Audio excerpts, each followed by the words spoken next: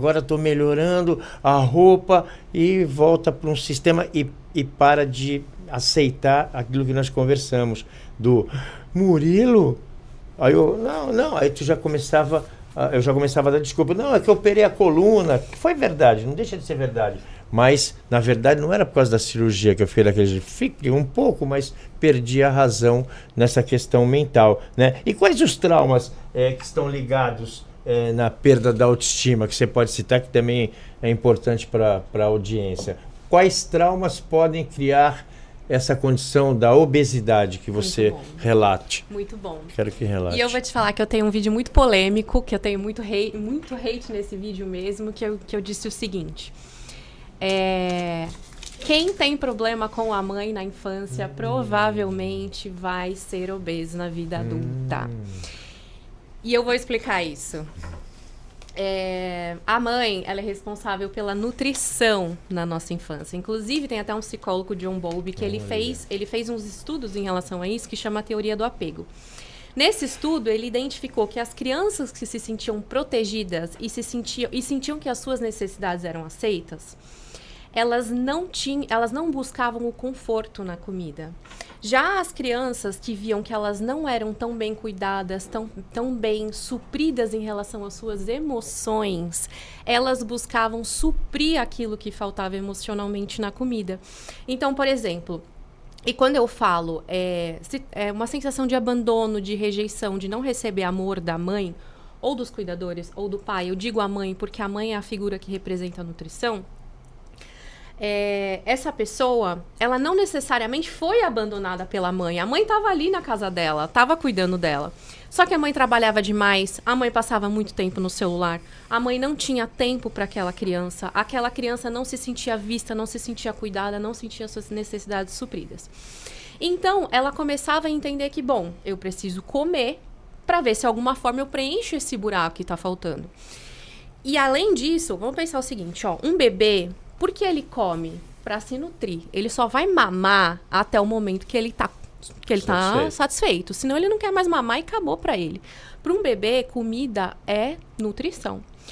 Aí ele chega na fase em que ele precisa receber as ordens da mãe. A mãe não sabe montar um prato de forma nenhuma, vai lá, faz um prato de 400 gramas para uma criança de 6 anos e fala o seguinte, você vai ter que comer tudo. A criança não tá com fome. Mas ela tá aprendendo naquele momento que para agradar a mãe dela, ela precisa comer mais do que é suficiente para ela. Eu já não recebo o amor suficiente da minha mãe. Eu já não tenho o tempo que eu gostaria de ter com a minha mãe. Eu já entendo que eu não sou tão amado assim pela minha mãe. O mínimo que eu vou fazer é agradar a minha mãe. Então, eu percebi que quando eu como, eu tô agradando minha mãe de alguma forma. E aí, se eu tô chorando, chega a minha mãe e fala assim, pega esse pirulito, criança. E eu sei que se eu tô triste, o que vai fazer passar a minha tristeza? Um doce. E eu sei que se eu tô ansioso, eu tô agitado, criança, pega esse baldinho de pipoca aqui, senta ali, come e fica quietinho. Se eu tô ansioso, o que vai cuidar de mim? A pipoca. Em nenhum momento a minha mãe sentou comigo e falou assim, por que você tá chorando? O que está passando na sua cabeça? Eu não aprendi a administrar as minhas emoções. Eu não aprendi parar e falar assim, eu tô ansiosa e eu não tô querendo sentir essa ansiedade, por isso eu tô incomodada. Eu aprendi que se eu tô incomodada, eu vou comer que passa.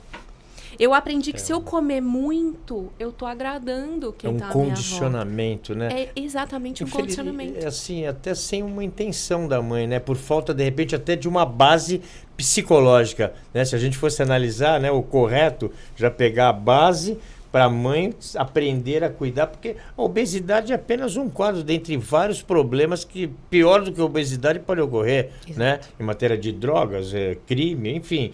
Mas é interessante esse estudo. E sabe que o que eu mais me preocupo, e eu já inclusive participei dessa condição, que é aquele velho problema. Eu sou um fisiologista.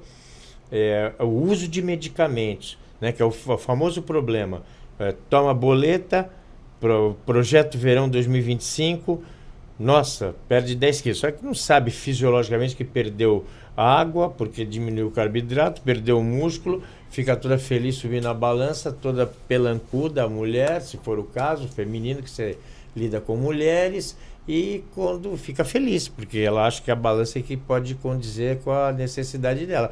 Mas depois ela ganha 12. Mas aí tem o verão 2025, 26, ganha 12, perde 12, ganha 16, chega uma hora tem uma lesão metabólica. Quer dizer, eu acho que isso é um problema que a gente está atravessando, as canetinhas, que eu também combato, e a empresa farmacológica e a empresa do fast food hoje, que eu penso assim, o mundo jaz no maligno e a questão da humanidade, da obesidade está diretamente ligado com isso. Então, eu quero a tua visão, que eu já até imagino a resposta, mas a minha audiência quer saber com mais detalhes, sobre medicamentos para emagrecer, moderadores de apetite, todos esses paliativos que são impostos. Muito bom. E aí, só falando da questão da mãe, exatamente. A mãe, ela é uma figura importantíssima na formação das crenças. Mas ela não é a culpada de tudo. Exatamente. Né? Isso é muito importante. Já dizia Freud para as mães, faça o que fizer, será mal feito. Porque a gente vai ter traumas. E ponto final. Né? E aí, quando a gente vem para os medicamentos, paliativos. Vai voltar. Vai continuar o sofrimento. Porque é sofrido para quem quer emagrecer e não consegue. É muito sofrido. Cara, você já foi obeso, você sabe o que é. Eu também entendo. A gente pensa em comida o dia inteiro. O dia inteiro. E eu tenho hoje pacientes que elas tomam essas canetinhas. Elas usam a canetinha. O que eu vejo delas? Elas se sentem aliviadas por não pensar em comida durante o uso da caneta. Então, o que a gente entende disso? Se é mental, trabalha a sua mente. Se você quer não pensar em comida, começa a reprogramar a sua mente para olhar a comida como nutrição e não prazer. A gente busca o prazer na comida porque talvez a sua vida, esteja chata. 2, você não sabe regular suas emoções. Você não consegue regular as emoções, então você busca uma maneira de ficar feliz imediatamente e você acha que a comida que vai trazer isso. É uma recompensa, né? É uma recompensa. Algum trauma, sim. Porque, infelizmente, também o próprio fator genótipico, que hoje em dia a pessoa acorda, não come nada, sai para trabalhar. O processo também social, em si, está relacionado com fatores fisiológicos dessa vida louca que a gente está vivendo. Acorda, não come nada, sai para trabalhar, 2 horas vai no quilo, come 3 quilos, né, engorda 4 e continua andando e falando, vai, trabalha, dirige 5 horas, aí chega em casa à noite, toma um lanchinho às 5, chega em casa à noite 10 horas, cansado, não tem condição. Tu acha que alguém 10 horas da noite vai lavar um alfacezinho? E a recompensa, acabei tudo que eu tinha que fazer, eu já cumpri minha tarefa hoje, então eu vou comer. Esse é outro problema que a gente passa também, a parte da terapia ocupacional, que eu queria que você também falasse alguma coisa sobre esse aspecto, para a gente criar uma condição, você como psicóloga,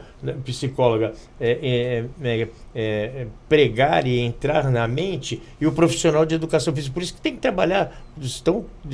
trabalhar, ligados. Eu sou a favor até morrer das equipes multidisciplinares. E o preparador físico ser o cara que vai dar a terapia ocupacional. Então eu queria entender da tua parte essa questão, o que você acha, o que você pensa dessa condição.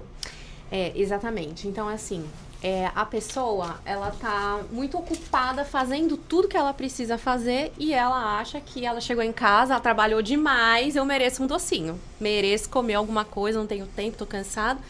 E isso vem lá do que ela aprendeu na infância. Doce é recompensa, comida é recompensa. Então, toda vez que eu faço alguma coisa muito boa, vai ganhar um sorvete. Então, é igual a gente fazer o adestramento de um cachorro. Sim. Adestramento, para quem não sabe, ele vem de uma das abas da psicologia, que é a psicologia comportamental, né? Foi dali que começou. Então, quando a gente estuda psicologia, a gente trabalha, né? Na minha época, hoje não pode mais, mas a gente tinha o nosso ratinho ali, que a gente fazia todo o condicionamento dele. Né? Então, se tocou, por exemplo, o meu, tocou uma música clássica, e ele vai lá e aperta o botãozinho e ganha água. Tocou rock, ele senta e ele não faz nada. Então, tudo que a gente trabalha a nossa mente, a gente vai replicar isso. A gente não sabe por quê, mas a gente faz. Como é que a gente muda esse comportamento? O que eu costumo dizer? O comportamento, ele é só um sintoma. Por isso que é tão difícil trocar um comportamento. Ele é um sintoma de uma crença, que é o quê? O que a gente aprendeu via vida.